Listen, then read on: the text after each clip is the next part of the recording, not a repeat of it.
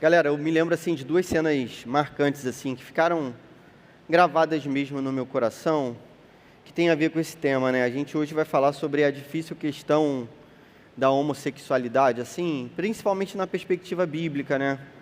Porque a mensagem que a Bíblia traz, inicialmente pode parecer, né, uma mensagem um pouco radical e não muito convidativa, assim.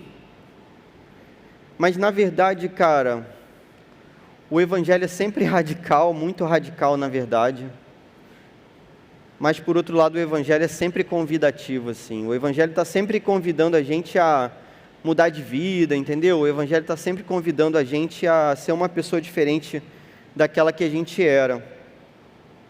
Tem dois episódios, então, que são marcantes, assim, para mim.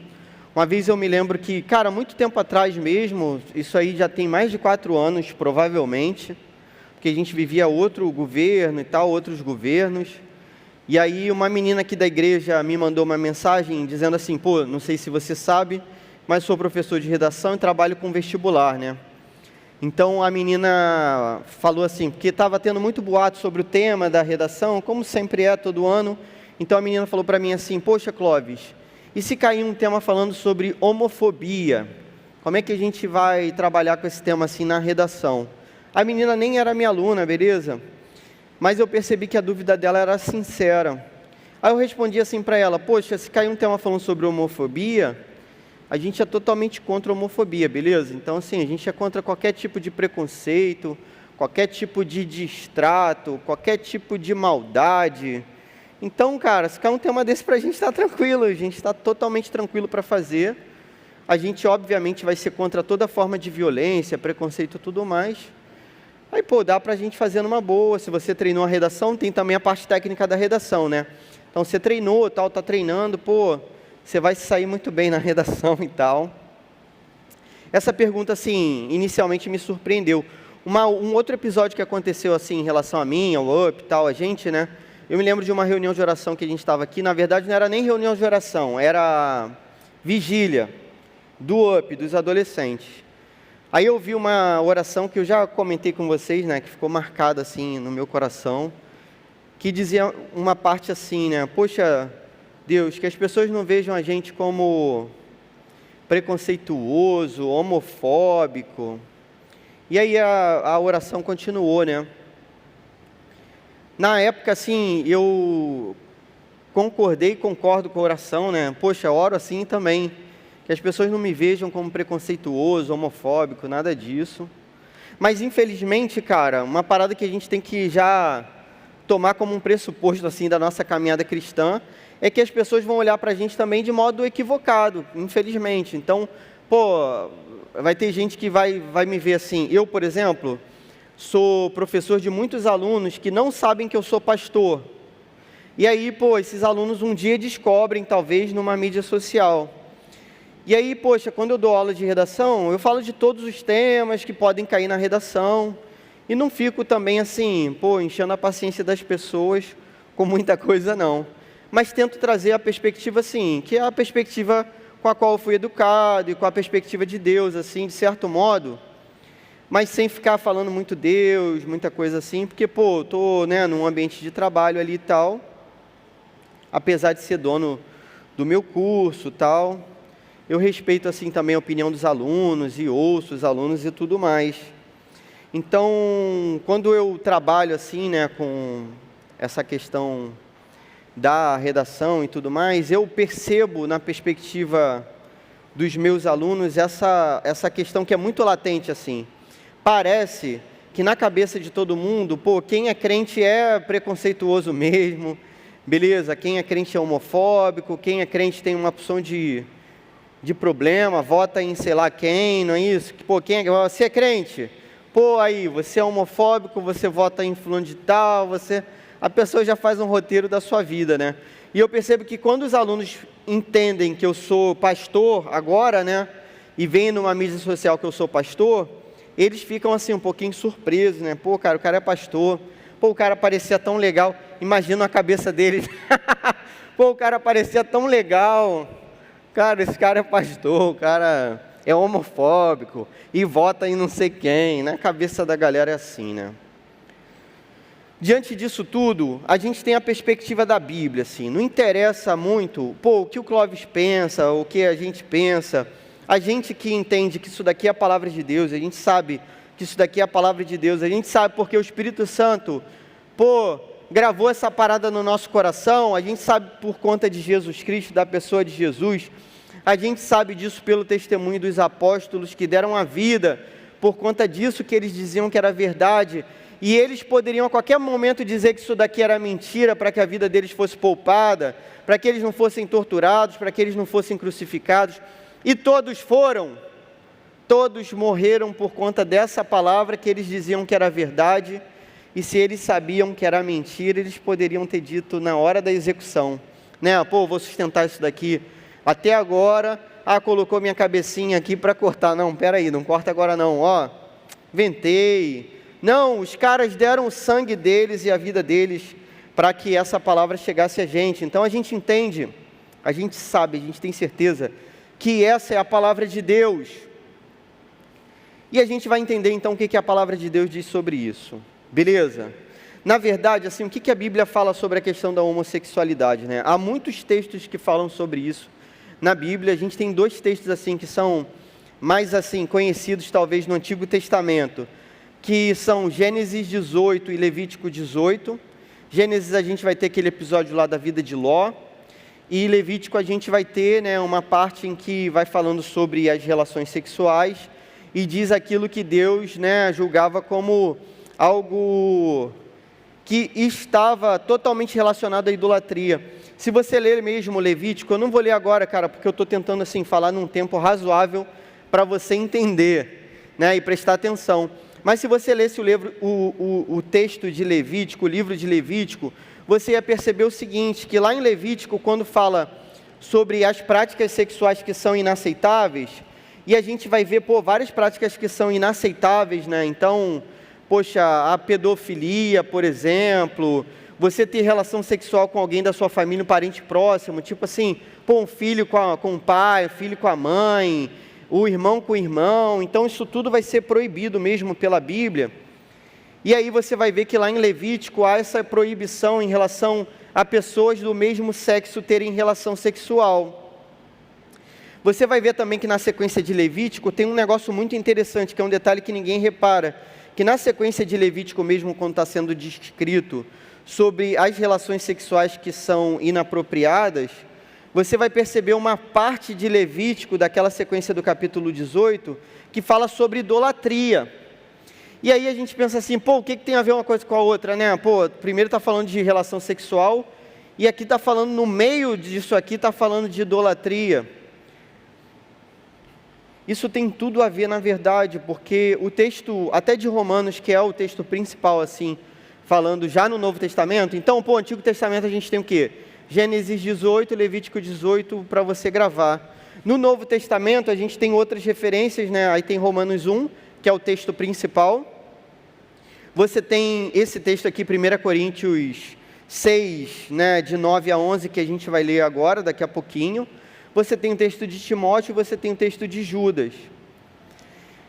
É interessante que quando você lê o Novo Testamento, principalmente na parte de Romanos, você vai perceber que a questão da homossexualidade está ligada à idolatria. Em Romanos é assim. Então, o que eu estou querendo dizer para vocês assim? Inicialmente, a Bíblia estabelece um padrão para o ser humano ter relações sexuais, e esse padrão vem de Deus, porque, foi Deus que projetou os seres humanos, foi Deus que fez os seres humanos para que eles fossem a sua imagem e semelhança, para que eles fossem parecidos com Ele, tivessem um coração próximo do coração de Deus. E Deus que projetou a gente do jeito que a gente Ele quis que a gente também o seguisse no seu próprio coração. Parece que a questão mais difícil envolvida, na verdade, cara, é essa questão que a Bíblia vai tentar trazer para a gente. A Bíblia vai tentar mostrar para a gente que a questão da homossexualidade e de toda a perversão sexual está ligada, na verdade, a um coração que enxerga outras coisas como deuses, e até a própria questão do sexo, entendeu? Então, tipo assim, por que em Levítico está falando de idolatria? Por que está falando de idolatria lá? Cara, sabe por que está falando de idolatria lá? Por quê? Porque quando a gente segue a nossa própria vontade, independentemente da vontade de Deus para a nossa vida, e quando a gente escolhe, ou quando a gente acha que a gente deve fazer naquele sentido que não seja a vontade de Deus, no que diz respeito à nossa sexualidade, a gente está sendo, na verdade, idólatra, é isso que a Bíblia está dizendo para a gente. Esses são os textos que a Bíblia aponta. Cara, esses textos, eles são duros, realmente são, mas eles são a verdade do Evangelho, e a gente não tem nada diferente disso, entende? Então a parada é a seguinte, assim, a primeira parada que a gente tem que entender, se a gente quer seguir a Bíblia mesmo, cara, a gente não tem como rasgar essas partes da Bíblia. Existem alguns argumentos que são argumentos simplórios contra esses textos. Então, por exemplo, no texto de Gênesis lá, estava querendo falar outra coisa. Cara, você lê o texto, você vai ver que é claro que o texto não está falando de outra coisa.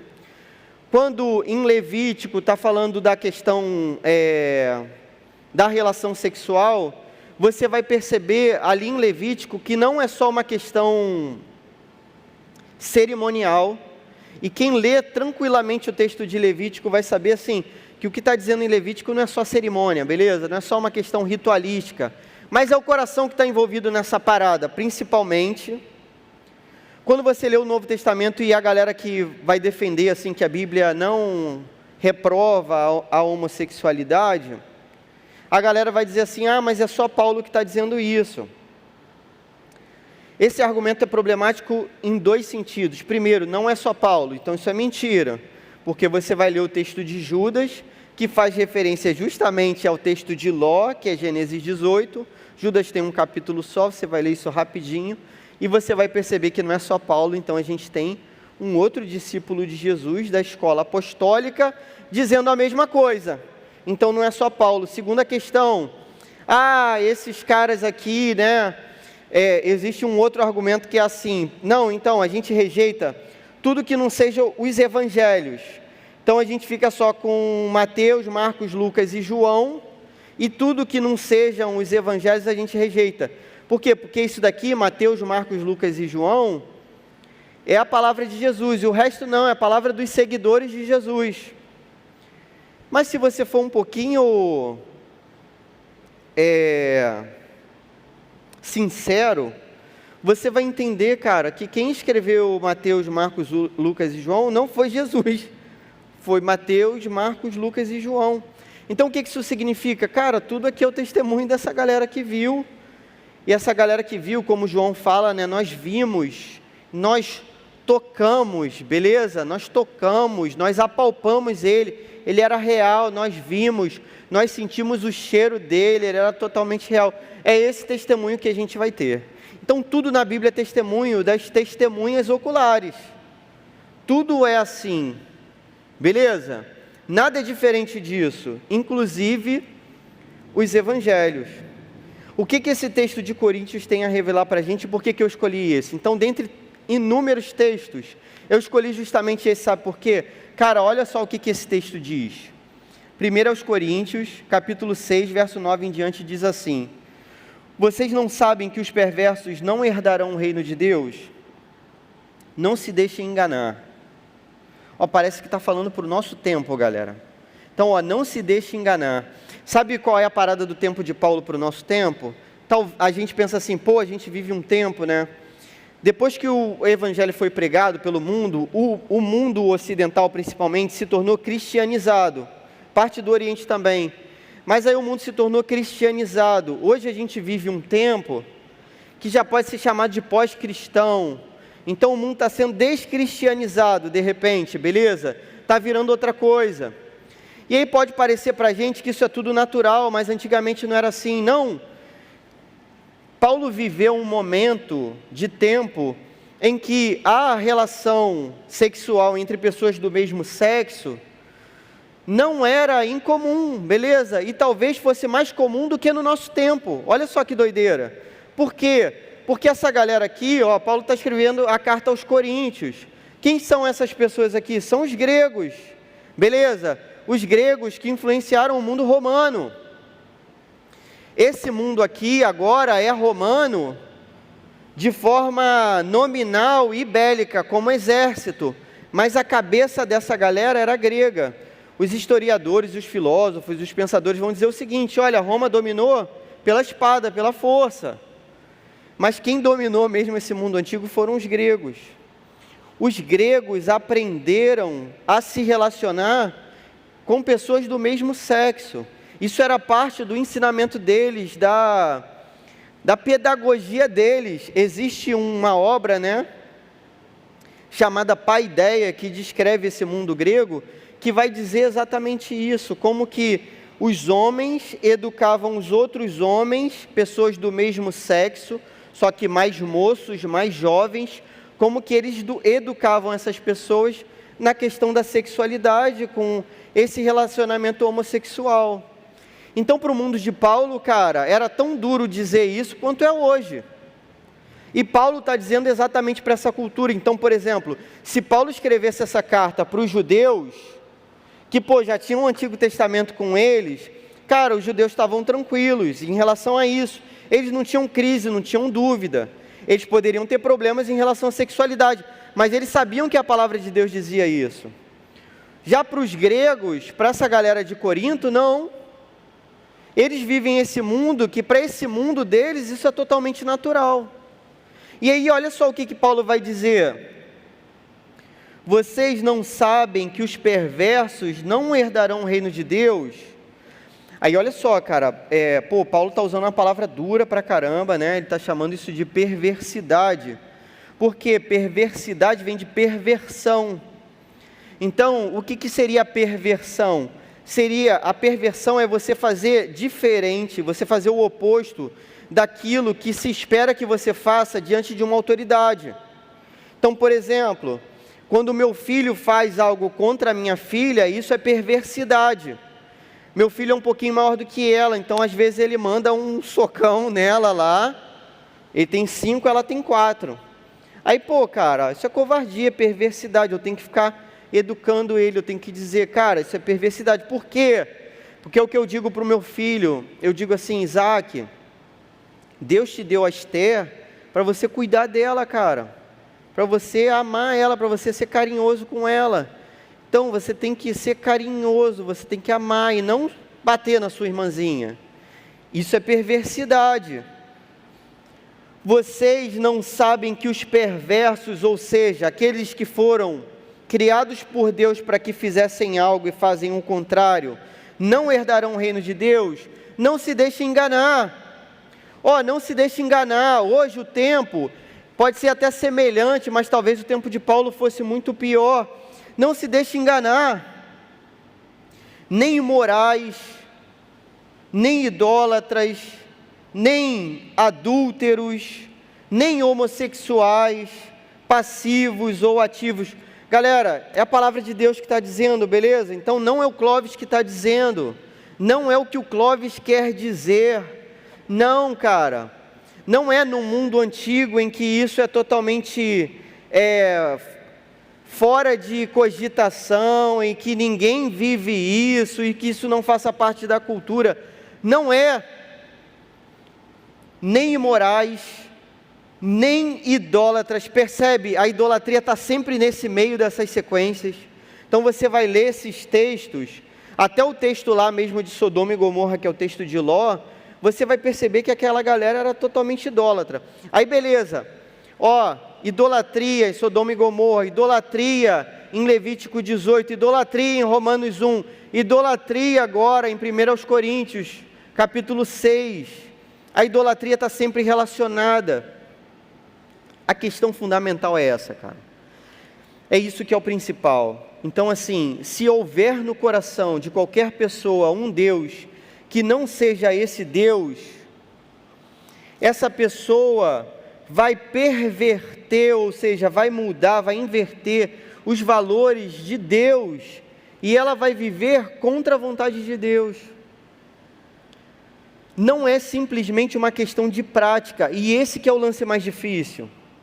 Então, assim, a gente poderia controlar a nossa prática sexual no exercício, muito sinistro de meditação e sei lá o que, controlar a nossa prática sexual, que isso pode ser que não adiante nada. Por quê? Porque a questão é a questão do coração.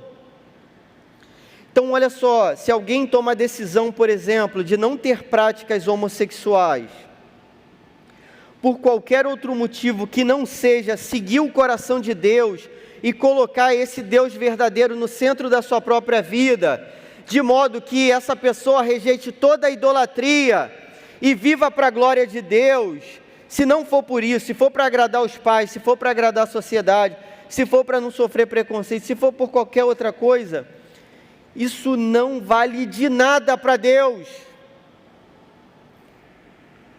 Não vale de nada. Só vai valer se for para colocar Deus no centro do seu coração, no trono da sua vida. E aí, a partir do momento que isso acontece, a nossa vida é totalmente transformada, cara.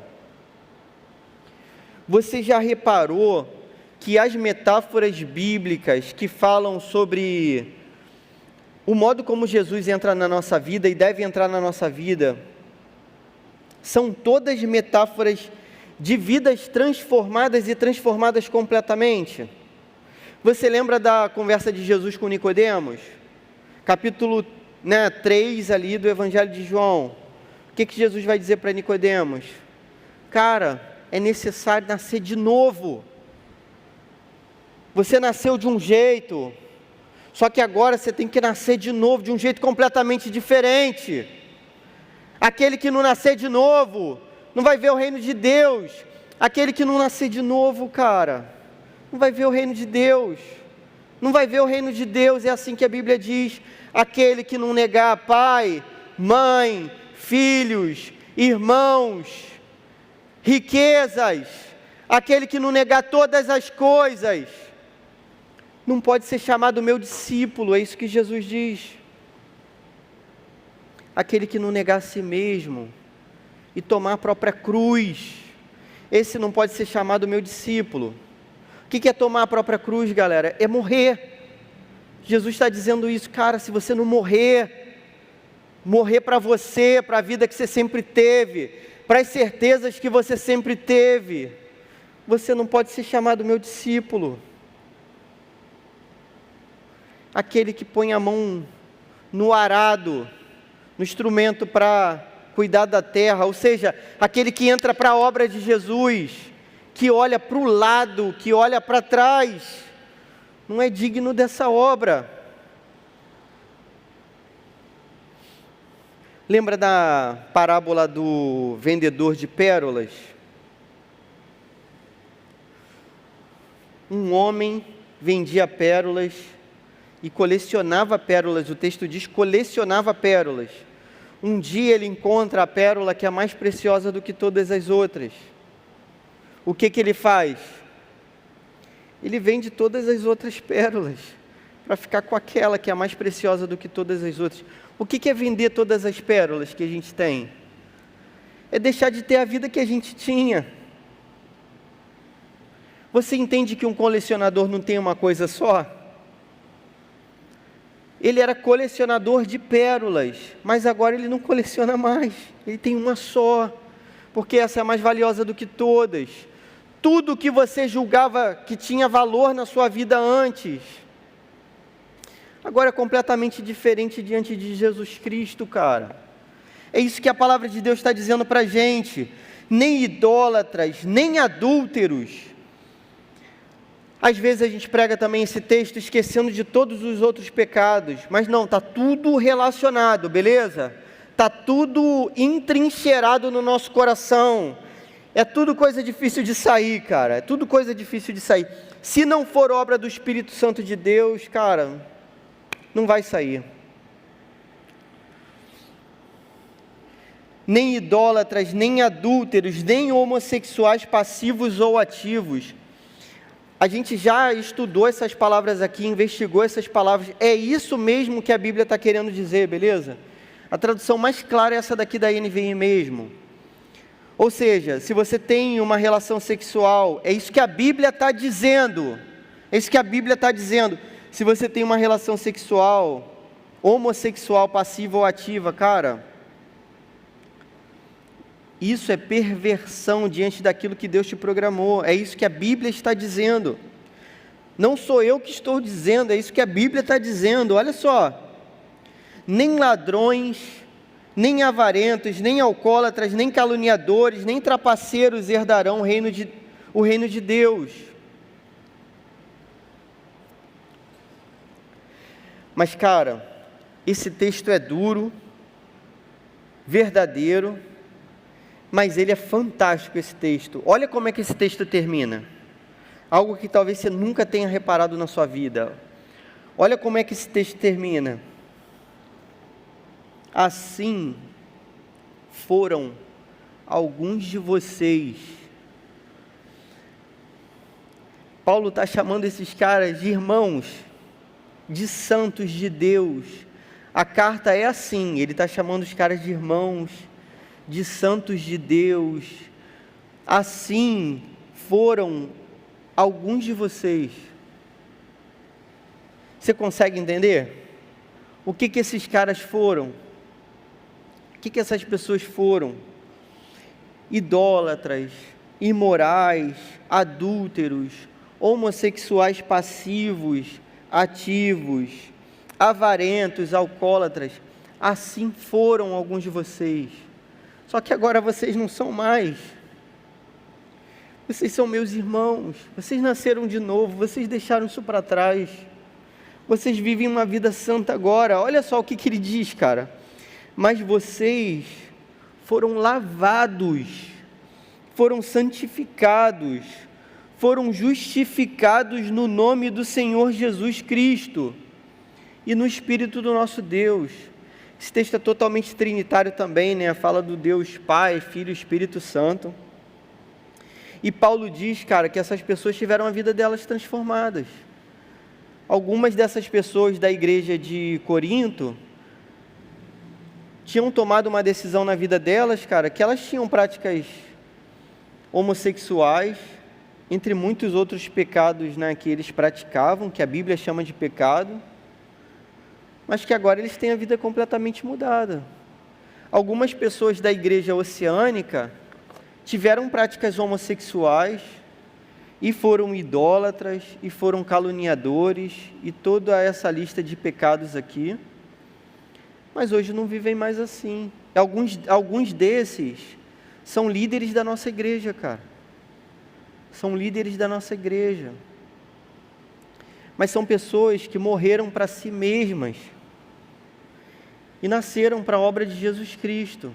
Então, ao passo que Jesus reina na nossa vida, Ele reina em todas as esferas.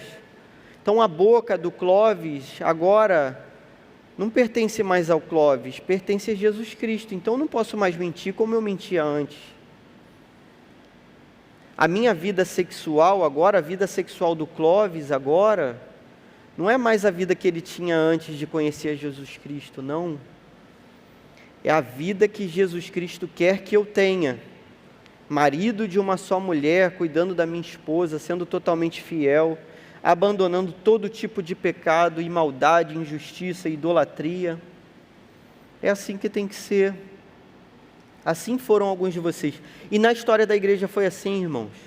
Muitos dos grandes líderes da igreja cristã ao longo da história lutaram contra a própria carne, contra a própria vontade, contra as práticas sexuais que eles acreditavam que estavam corretas no passado e viveram uma vida santa diante de Deus. A primeira lição que esse texto ensina para a gente é que o Evangelho é radicalmente transformador. E isso, galera, não é uma questão de imposição. Então, olha só, o que está em jogo aqui? Não é questão do direito da pessoa ser o que ela quer ser. Não, cara, a pessoa tem o direito de ser o que ela quiser. Beleza? Ah, eu estou ouvindo essa mensagem e eu vivo uma vida diferente. O que você quer? Que eu mude de vida? Então, cara, você tem o direito de ser o que você sempre foi. A questão não é essa.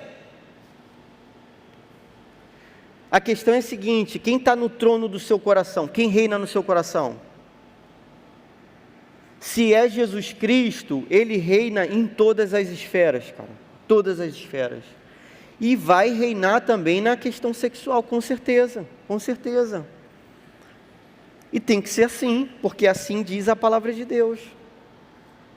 Entende?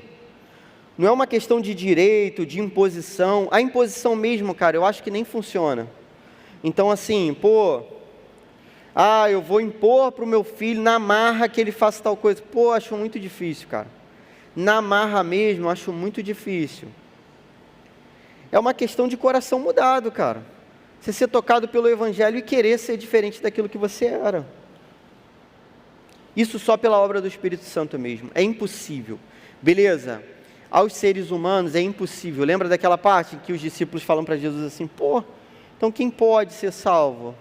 Jesus diz, cara, para gente, para os seres humanos assim, como vocês, né, cara, nesse mundo aqui parece impossível, mas para Deus é diferente, cara. Para Deus, nada é impossível. Amém? Todas as metáforas que a Bíblia apresenta sobre a conversão é sempre ligada a perder tudo que tinha, tudo que tinha, até a própria vida. Todas as certezas, todos os desejos, todas as convicções, tudo que tinha, tudo fica para trás e tudo se torna novo. É assim que a Bíblia traduz esse novo nascimento.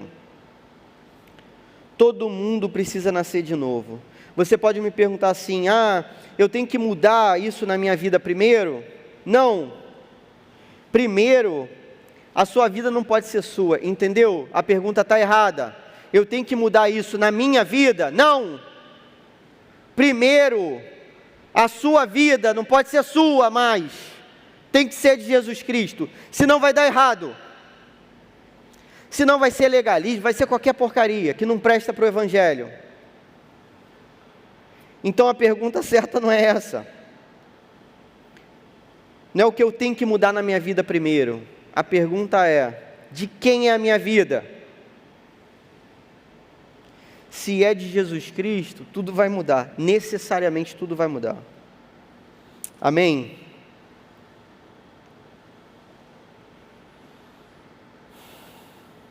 Esse é o Evangelho de Jesus Cristo. É sempre assim no Evangelho de Jesus Cristo. Primeira aplicação aí para a gente tentar colocar esse texto em prática na nossa vida. Devemos agir com respeito e misericórdia. Então, como é que a gente coloca isso em prática? Cara, a vida dessas pessoas, dessa igreja foi transformada. Paulo chama essas pessoas de irmãos agora e diz que elas foram justificadas. Você sabe o que é ser justificado? É você estar diante de um tribunal e o juiz dizer assim para você, você é inocente, não tem dívida, não tem culpa, não tem pena, não tem nada, você é inocente, você foi declarado justo, você foi justificado, é isso. Essas pessoas foram justificadas.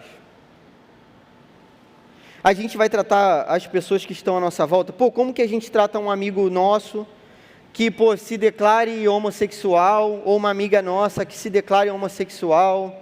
Como que a gente vai tratar essas pessoas? Cara, do modo mais amoroso, e mais respeitoso, e mais misericordioso de todos, é assim. Eu lembro que quando eu fui para a faculdade há muito tempo atrás, né, fui fazer letras, então assim, 70%, ou muito mais, né, 80% da minha turma era de meninas, você tinha 20% de meninos.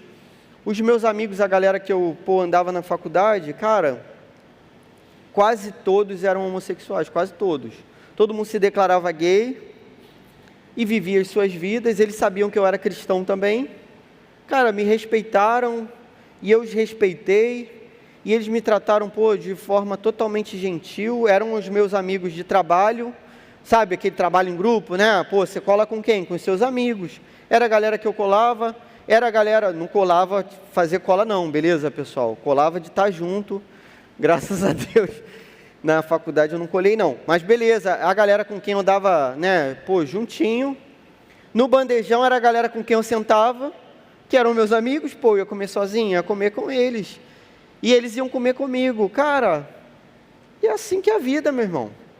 Tem jeito diferente da gente viver o Evangelho de Jesus, sem ser respeitando as pessoas, tratando com misericórdia, com amor, sem ser, né, de modo violento e tudo mais. Claro, pô, o Evangelho de Jesus é assim. Então vai ser assim que a gente vai respeitar as pessoas. Eu tenho uma questão comigo, que é a seguinte, cara, pô, tem vários alunos que são homossexuais, eu os trato da melhor maneira possível mesmo, melhor de todos, com toda a gentileza, com toda a amizade, porque, cara, eu quero chamá-los de irmãos, entendeu? Quero que eles venham para cá, quero que eles venham para o UP, quero que eles conheçam Jesus Cristo, e quero que Jesus mude a vida deles, cara. É isso que eu quero, como eu trato todo mundo. É assim que a gente vai tratar essas pessoas. Então, muitas vezes, cara, eu faço questão de ser totalmente assim, delicado mesmo, entendeu? Totalmente sensível. Faço questão de ser assim. Então, às vezes, um aluno, me procura, fora de horário, eu tenho meu horário de trabalho, beleza, eu deveria ter, pelo menos. Mas agora, com esse negócio de pandemia, eu dou aula online, aí o aluno tem meu WhatsApp, aí ele manda mensagem para mim qualquer hora, não é isso? Cara, o que eu faço? Eu respondo com toda a educação, com todo o amor. É assim que eu faço. E é assim que a gente tem que fazer, essa é a vida cristã. Uma menina aqui da igreja me perguntou uma vez assim, poxa, eu tenho uma tia e ela tem uma namorada, como é que eu vou tratar essa minha tia e tal? Cara, com todo o respeito, com todo o amor, com todo o carinho, é assim que você vai tratar. Se a sua tia te pedir para você andar 1 quilômetro com ela, você anda 3, beleza? Se a tua tia te pedir para você ajudar a arrumar a casa dela, você vai lá, ajuda e arruma, e da melhor maneira possível. E você vai sentar com a sua tia, você vai comer com a sua tia, você vai conversar com ela. E ela vai ver, cara, Jesus Cristo na sua vida, cara. É assim que tem que ser. Última aplicação, devemos crer no novo nascimento. Cara, a gente tem que crer no novo nascimento, é isso que Jesus fala. Então, assim, quem está resolvido, está feliz, quem está satisfeito com o que sempre foi, cara, infelizmente aí, o convite de Jesus não é para você.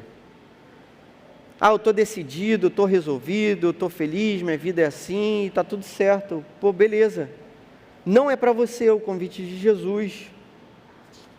O convite de Jesus, cara, é para quem está cansado e sobrecarregado. É o convite de Jesus.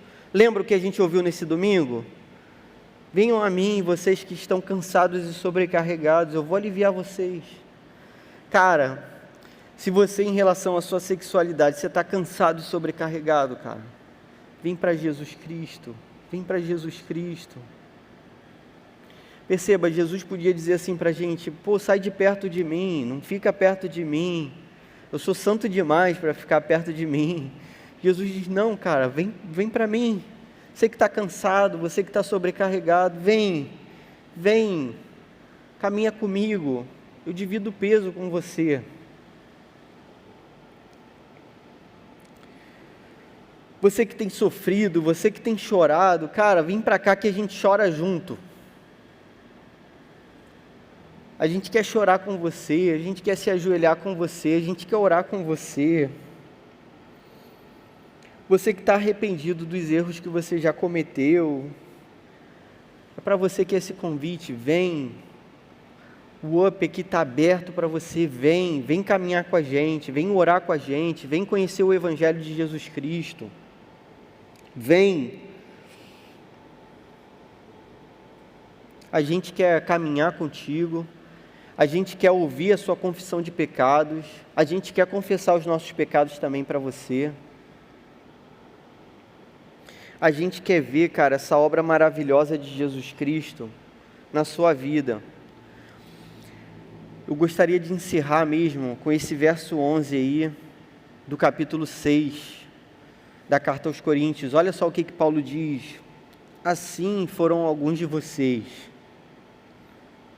Mas vocês foram lavados, vocês foram santificados, vocês foram justificados no nome do Senhor Jesus.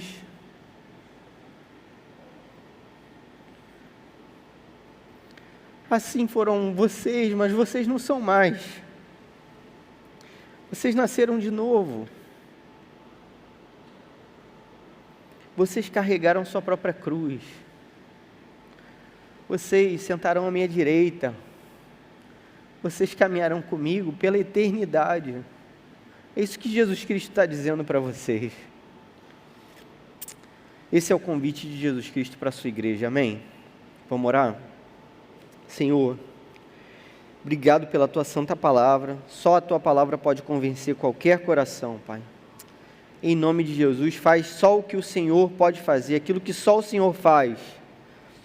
Faz, Senhor, em nome de Jesus, muda a minha vida, muda a vida dos meus irmãos, muda, Senhor.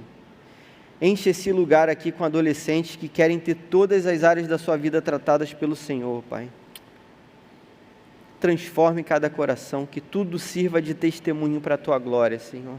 Em nome de Jesus, amém.